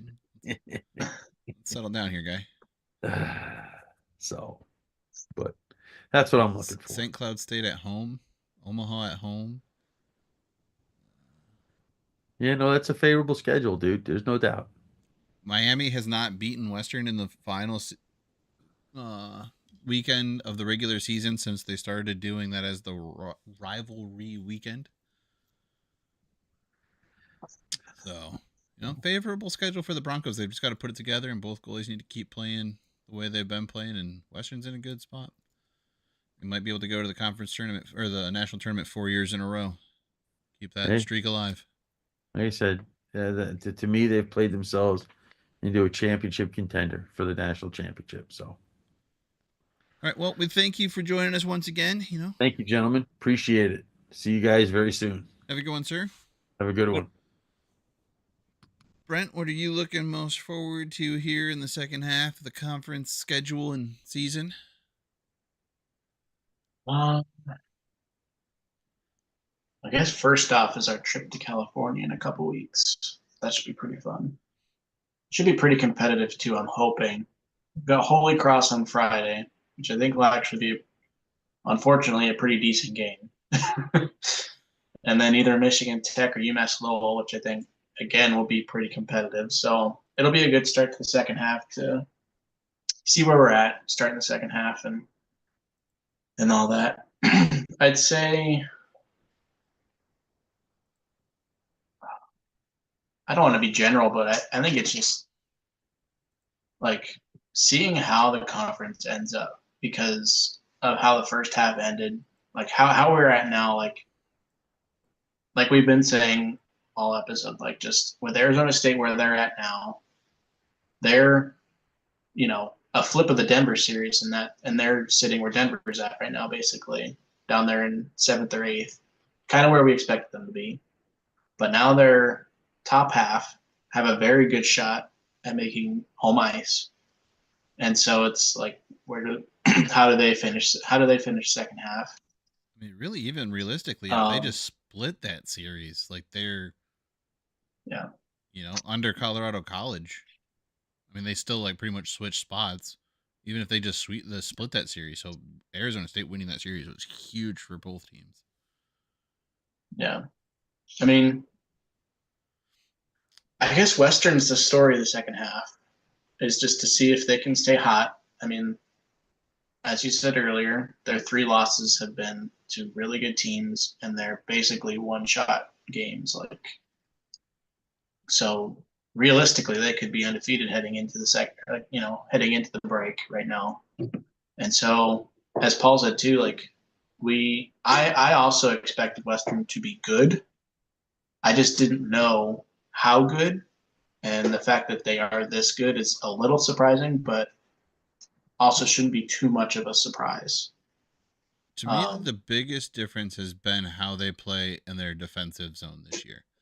Yeah. And the reason I say is because a lot of people were focused once again on how are you going to regenerate that offense. Well, we've seen First do it the last like 3 years. Like I'm no longer worried that we won't find scoring. At some point, anybody's capable of putting the puck in the back of the net. It's how well can you defend your own end and lead to opportunities on the other end. The defensive play overall has been much improved this year. There's guys selling out blocking shots at a higher rate than I feel like they have the last 2 or 3 years. There's, it's harder to get through the neutral zone sometimes, it feels like, than there have been. There's you can see the defenseman and the off forward in the offensive zone be weary or be aware of what's going on at the blue line while they're in the offensive zone, and be defensively aware enough to know, like, oh, they got a dude trying to creep out and there's 3 Denver or 3 whoever against 2 whoever in the corner, and we got a defenseman creeping down. Someone's got to be back in case that puck sneaks out. And they've done a great job playing great defensively in the offensive zone, but also defense in the defensive zone. And then 2 great goaltenders who have only allowed 25 goals on overall and 14 in conference play. So definitely built the team, it feels like, from the crease out. And like I said earlier, it's a lot of role playing guys. There's not really high number of high named dudes. You have Hampton, who's come in and is a touted name. Bump, who's been a pretty talked about dude, who could step up and Mr. be a little. Hockey. He needs to be more of a shooter. I hope he becomes more of a shooter in the second half, kind of like we saw last year. But he needs to kind of get going here. He's kind of been maybe the one disappointment of returning guys. But yeah, it's fun. Hockey's fun again. Winning's fun. And they're doing it at a clip that I don't think we've really seen in a while for the Broncos. Is there anybody coming back? Or there should be some guys coming back here soon, right? Or not everyone's gone for the season. So yeah, I think, like I said, I think last time I was on, there's only 1 or 2 guys that are still like out temporarily. But I know Van Cachero, who isn't really, he's a freshman. He's not really in the lineup a ton, but I know he's still kind of injured. So I know that plays a part. Because Erdahl came back after missing like a weekend or 2, right? Yeah, Erdahl came back and showed that he is still Zach Erdahl against St. Cloud. Yeah, Van Cachero. We had a couple guys out Saturday against Lindenwood this last weekend, but I'm not sure if it was for injury or if it was just to get some other guys playing time, because they weren't guys that had been out before the season. So I'm pretty sure it was just to get some new guys in there. Is Lucky done for the season, or is he potentially coming back here in the second half? When I talked to him like 3 weeks ago, he said possibly the playoffs. Okay. But I think I think for him it'd just be better if he just took the rest of the season off and let everything heal up, and then get a really good summer under his belt. Go to was it Utah's training camp now, and come back like 100% next year. Especially if the second half goes as the first half did, and they're kind of out on the tournament, kind of need to win the conference to get in. I'm sure they're not going to be in a big rush to get him back. Right. I was just looking up the tournament that you guys have in the Coachella Valley Cup, and I think I drove past that arena, and I swear to God, this arena is in the middle of nowhere. It's like Yeah, desert, it really desert, is. desert, arena, desert. The Coachella Valley It's Thunderbirds or Firebirds? Yeah, The like AHL? the it's half an hour away from Palm Springs Airport, yeah, and and actually, it's like here's the interstate, here is like Rancho Mirage and Palm Springs, and the arena is like just right here it's on its own with literally, nothing around it. yeah, it's on the interstate. There's Nice. Yeah. nothing there. But I actually one of my former colleagues, he always goes out to the Indian Wells tennis tournament, and he went to a game out there, and he said it was a pretty nice arena. But I was looking, this should, like you said, this should be a competitive tournament because uh Michigan Tech, they're 9-5-2 overall, and they're sitting third in the CCHA. Augustana is actually second. Holy Cross is fourth in Atlantic hockey, and they're 8-1. And then Lowell, they've looking at their schedule, they're not super high up the standings. And I was like, oh yeah, that's right. UMD played them. We beat them once, but they also beat BU, which Yeah, they're eighth in the pairwise right now. like that's a good test. Yeah. Holy Cross, there's always some dude at this is what I heard when I was at the national championship in Chicago, first one I had ever been to. And there's always some dude with a Holy Cross jersey. And so then the next I went to the one that was here that UMD won, and I was like, oh, there's that same dude. Yeah, we're looking forward to it. Like, I mean, we're doing a whole week.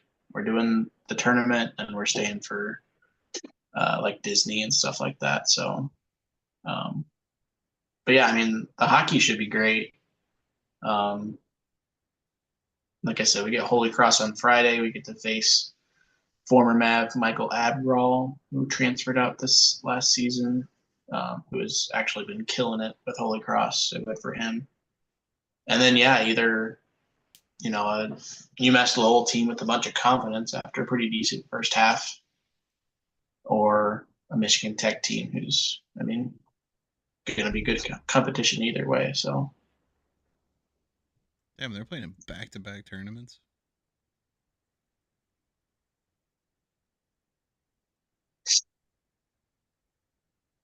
and we have our exhibition that Sunday before that too. So, Yeah, Robert. Wait. What did I see? That was Manitoba? yeah. Yeah. Oh no, you're never mind. I'm reading things wrong. Wait a minute. Yeah, you guys, I to repeat what you said, I was expecting more out of this team so far this year, Yeah. just record wise. But then again, I apparently am a poor judgment of teams because I would I say thought if USC was those going to be games better. were competitive, I would say yes, but they were not competitive. Like you No, lost. no, I'm saying like Omaha, I Oh, wanted them to be more like I thought they were going to be more oh competitive. yeah. I thought you were talking about Yeah.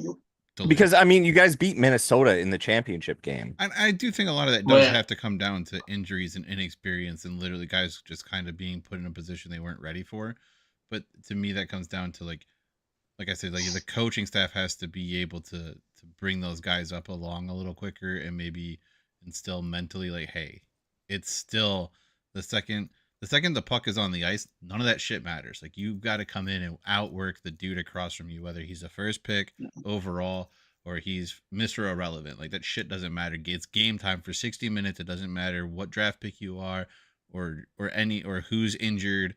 It's you against the dude across from you. Outwork him and find ways to score goals. I think that'd be an interesting. Go ahead, Brent. I was gonna say it's been a near 180 in 1-goal games this season because obviously last year Omaha was basically the best team in 1-goal games, 7-1, only lost to Arizona State on the road. Whereas this season they basically played 9 1-goal games this first half. They're 3-6. So they've been right there, and I know one of the times I was on here, Jacob Gavin said in a press conference, like we are just a couple turnovers away from being where we want to be, but they haven't been able to make those that much of an effort, I guess, to turn that 1-goal loss into a tie or try to get it to overtime to potentially win it. But and that's kind of how sports work too, where you look at I'm just gonna use this because it's an easy reference for me. KOC and the Vikings, his first year, we were like 11-2 in 1-score games. Last year, we were 4 and whatever. We had a losing record in 1-score games, and now this year it swings back the other way. It's just the pendulum. But shit, there was something else that I had thought of that I was gonna say, and now I forgot it. Go listen to the Dan Campbell clip from his radio hit today. I think it was today or yesterday. Like it's Pat McAfee put it up, and I think his video is like 3 minutes long. Like it's the perfect thing to say in a situation like what they're in and kind of like what your team is in right now. And like tell me that doesn't resonate and make you like think like that's exactly what this kind of even your hockey team needs to hear right now. Because he literally came out and was like, I don't care if we win a 1-point game. We could have 50 offensive yards total. When we come out with a win, I'm going to be happy. We can give up 700 yards of offense on defense. If we come away with a win, I'm going to be just as happy as if we had 500 yards of offense of our own. Like, just show up and do your job and go to work is basically the point. Like, it doesn't matter who's out there. You just got to do it. But what are you most looking forward to, Mike, besides the end of the season? Because you just want it to be over. The end of the end of the season. Jab.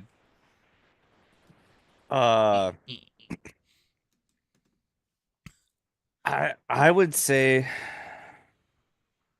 kind of like Brent was saying, just where all the other teams fall, because I truly believe 8 and 9 are going to be where they are, and that is my Bulldogs at 8 and Miami at 9. Hey, if you finish 8, you get an extra weekend of hockey at the end of the year. Oh, yay. You don't get it if you're 9. I would almost prefer to be 9 at this point. I guess seeing the chaos in the rest of the standings, because chaos is fun for a sports fan, and then what growth my team can make within the second half of the season.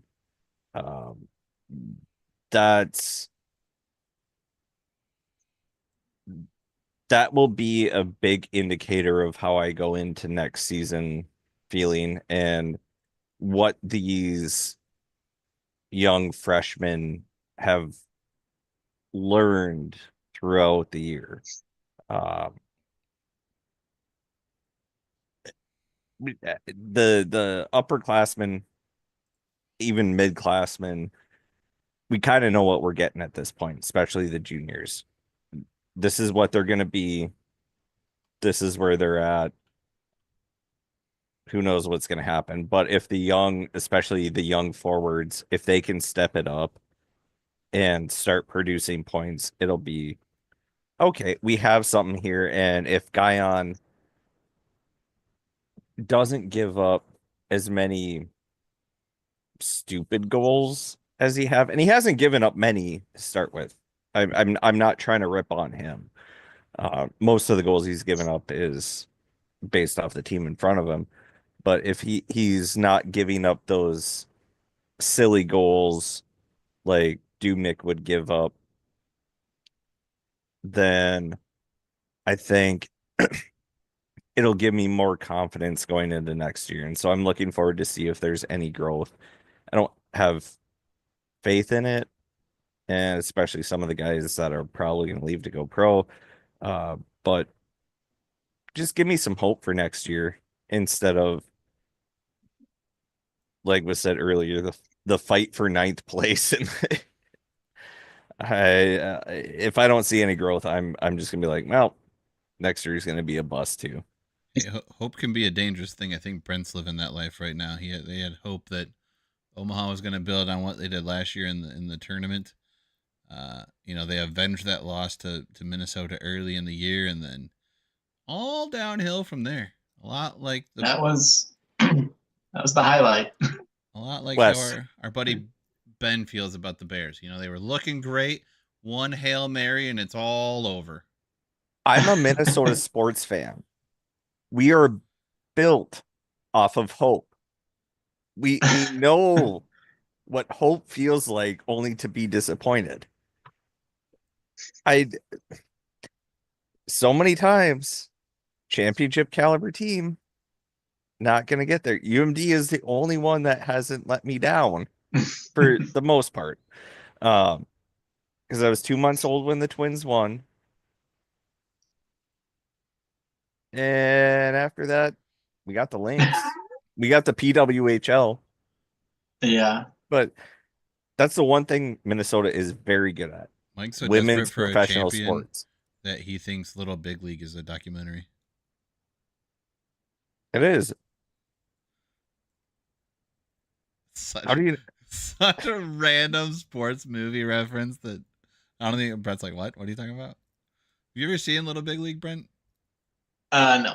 It honestly is not a terrible movie, but boy, the premise of that movie is just all right. It's almost it's like a baseball managerial version of Rookie of the Year. Except without the cats. Have you seen Rookie of the Year? Yeah, you seen Yes, I have seen Rookie of the Year. Okay. Can I prove how old I am in this video? Oh, yes. Yeah, basically I'm hoping I'm thinking of the right one. Does he inherit the team? Yeah, he inherits the Minnesota ownership Twins. of the Minnesota Twins. And he's like 12. Yeah. And then he makes himself the manager.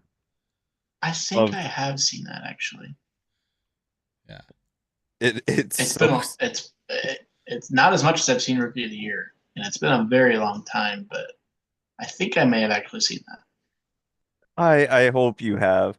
And the best part is they film scenes within the Metrodome, and I know you need to do it for the Twins, but I'm like, but why? I love the Metrodome with all my heart. I was sad when it went away.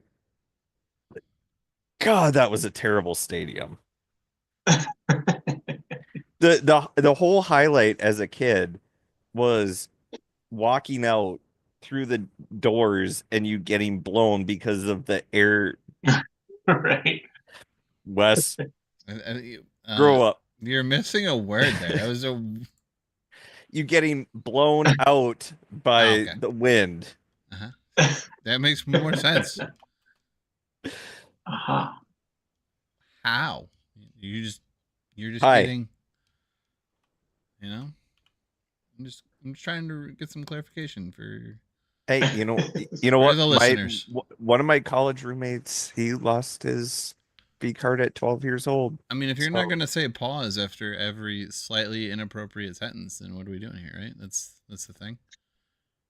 it, I should learn my lesson. I still don't, even after listening to the morning show that I do for, I don't know, 10 years now, um, 9 years.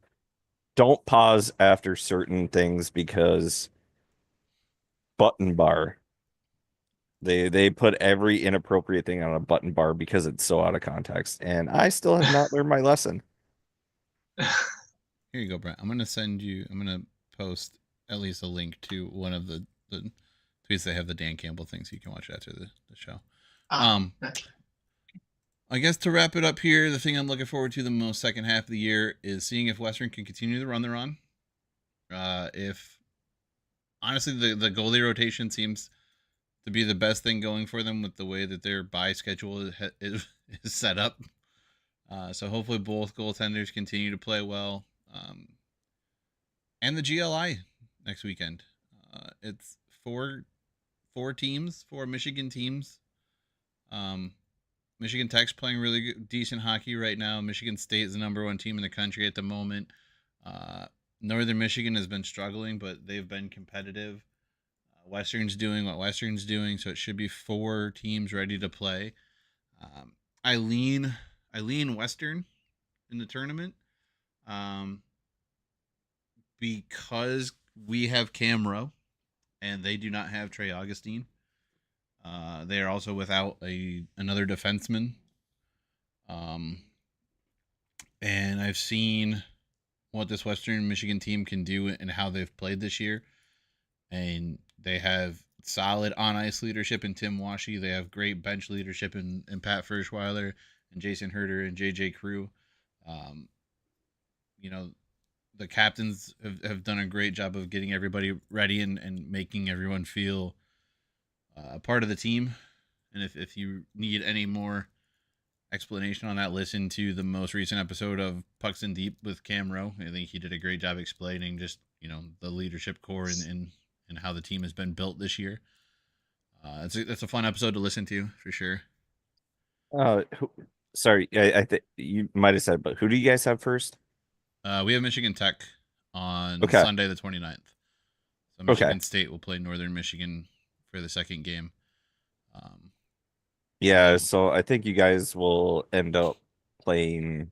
It should. State. My guess would be, if Western plays the way they're playing, it should be Michigan State in the finals. Yeah, and Northern, yeah, they're struggling, but we also still have to remember they had a whole brand new team come in this year. Right. So yeah. I mean, really, if Western really kind of has two. If you look at the number of guys who are still in the program, the number is actually very low. Or even if you want to consider, there's been guys around the program, but the team on the ice has not been together outside of the 14 games they've played so far this year. They've even played that many. Yeah. St. Broma too. Yeah, 14 games that they've played this year. The team, 90% of the team has not played together. All the lines are different, all the defensemen are different. They brought in 6 transfers and 10 freshmen, so 16 new players total. But some of the guys who were on the team did not play last year. They, the rookies that didn't play last year are playing for the first time as sophomores this year, or redshirt freshmen, whatever they want to be considered, so they still have an extra year of eligibility. But yeah, it's pretty much a brand new team. The captains are basically the returning guys. Maybe a couple more, but you have Cam Rowe, Cam Knuble, Wyatt Shingothi, who's missed a couple games because of an injury this year. Alex Bump. Walters, I think, is in his 3rd year with the team. Owen Michaels is only a sophomore. Tim's been there forever. Washi has, he's a 5th-year guy who came back, who's been here the whole time. Cam's in his 3rd year after transferring from Wisconsin.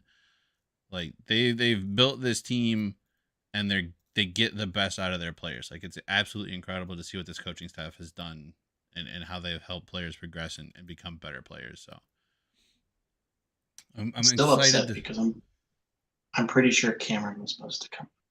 I actually, you know what? I believe originally he was supposed to not transferring, but he was supposed to go there straight. Like that was supposed to be his first stop, and then something happened with Omaha. He ends up at Wisconsin. I think it was like between you. If I remember what his dad said right, it was between Omaha, North Dakota, and Wisconsin. Might have been like the 2nd tier under that. But something happened with Omaha that they just kind of like stopped contacting him, or they fell out of the running. And then North Dakota basically said thanks, but no thanks. So he ended up at Wisconsin. Played really I was good. gonna say why? Why would you choose? Can you Wisconsin? imagine? Can you imagine if he actually had, if he would have gone to North Dakota? Right. He'd probably still be there. Played really well his first year. They bring in another goalie his sophomore year, so he competes for ice time. He kind of ends up losing out on the job. They're bringing in basically another guy, and he's told. I think you mentioned some of this in the ECH, the Everything College Hockey Pucks and Deep podcast, about his time at Wisconsin, that he ends up being told like, hey, basically you can be 3rd stringer if you're gonna stay. But if you decide that you want to seek other opportunities, that's probably the best for you. Trying to remember who they brought in. I think he might have looked back at Omaha at that point, and I think you guys were Lacosi was coming in. I think. I'm pretty sure. Or you had Seville. That would have been right around. Because what? Lacosi's in his 2nd year, right? He was a freshman last year. Or is this his 3rd year? I think it's his 3rd year. This is his 3rd year. Okay, yeah, so I'm guessing the same as Imberco. Oh yeah. So it would have been. I'm guessing he would have, because I'm pretty sure Seville was coming in when he was also supposed to come into Omaha. Yeah. And then they were probably like you were saying, they probably were like, we've already got our guy, basically. Yeah, so then they had Lacosi. And because I think he looked back at Omaha, like, is there maybe still an option here? But there wasn't, because you had guys coming in. And Western ended up being in a position where Bussy was going pro after playing 2 great years in the injury year. So he only played 2 years at Western, but played phenomenal in the 2 years he was here. He's going pro. His 2 backups are leaving the program, so it's literally wide the fuck open for playing time. He's going to be able to come in, compete for a starting job. They also have Larson come in from Miami to compete, and I think 1 true freshman. I think he did have a true freshman when he came in. Yeah, but it was basically between Cam and Kirk for the starting job, and the freshman was just going to have to sit behind them and kind of wait his turn, and he ended up transferring out the next year. They brought in another guy last year who transferred out at the end of last year. And then Hampton came in and kind of pushed Kirk to that the backup, 3rd string goaltender. But yeah, it was an opportunity to compete. It was an opportunity to compete in a conference that he was originally trying to get to. And it just worked out for both parties. He's come in and played extremely well. He has some unfortunate puck luck that has cost us some games here and there, but honestly, he's been just as good, if not better, than Bussy statistically was when he was here. So maybe just Bussy had a little bit better puck luck and was able to string some wins together that Cam should have had, but didn't. Just a bad bounce here and there, quite literally and figuratively. I think Mike can attest to at least one of them, because his team seems to benefit the fucking most off of them. Yep. But yep. And also off the glass, off the back of the helmet, down the back of the nameplate, and in the fucking net. It's real confidence builder. Oh, and Cam's also a great dude. Yeah, we had him on the show a couple times. We forgot to ask him about all that shit, to be honest. But yeah, so just seeing those guys get the opportunity and play well. But yeah, how we get there? Oh yeah, guys who are still on the team. So he's still here. Washi's still here. I think it's like 5 dudes who have literally been here as longer than 4 years, or like 3 to 4 years. Constantini, it's only his 2nd year here. He transferred after 2 at North Dakota, so he's a senior, but hasn't been here 4 years. We lost a lot of guys who had a lot of playing time the last couple of years. So they're still a new team, but they're figuring it out, and they got a great coaching staff that seems to be able to instill confidence and keep them in games mentally and physically. So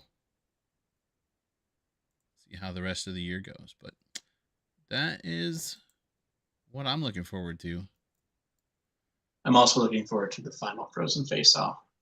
Yeah, that would have been cool to get to too, but it's not financially in the cards. So I mean, I'd go, but it's not team wise in the cards. Yeah. Well, you can go root on Western for me. How's that? If you Sure, send me a whoever's there. jersey, maybe Yeah. I'll wear it again. I could mail it. No show next week because it is Christmas Eve, and spend time with your families. Don't spend time with us. New Year's Eve, it's still up in the air. We might do something because it'll be after the GLI. It'll be after some of the other holiday games, and right before the restart of the schedule. Because a lot of teams are playing a lot of games like those 2 weekends. There is some weird schedules going on that first week of the year.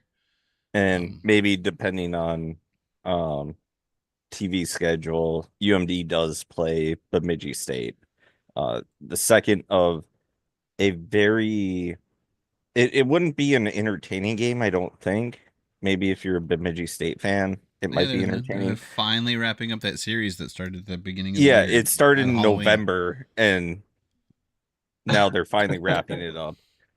But there is that game, so we might do something then. So yeah, they may depend on when the wife and baby fall asleep, because I might just jump on and see what's going on and maybe hang out for a bit. What? Mary goes to sleep early, and so does Reagan sometimes when she's not being a turd. Just sounds a little nefarious. Where when the wife and baby go to sleep, Dad will play in the basement, where that's where his stuff is.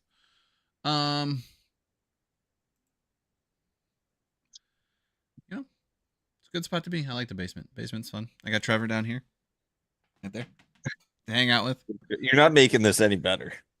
I never plan to. I don't. No. You're talking about getting blowjobs from buildings, so I think the show is just downhill already. It was downhill when it started. It's always downhill. Well, we've been going for 2 hours and 10 minutes. Let's wrap this bitch up, because we need to stop with the whole Midwest goodbyes on these things, because they happen. But it is not happening this time. I'm shutting this shit down right now. There's one thing left to say. That's pucks on net. Good things happen, like goal horns and fight songs. So until the next episode, hope everybody heals up over the break and we get back to hockey, because hockey's fun. So goodbye.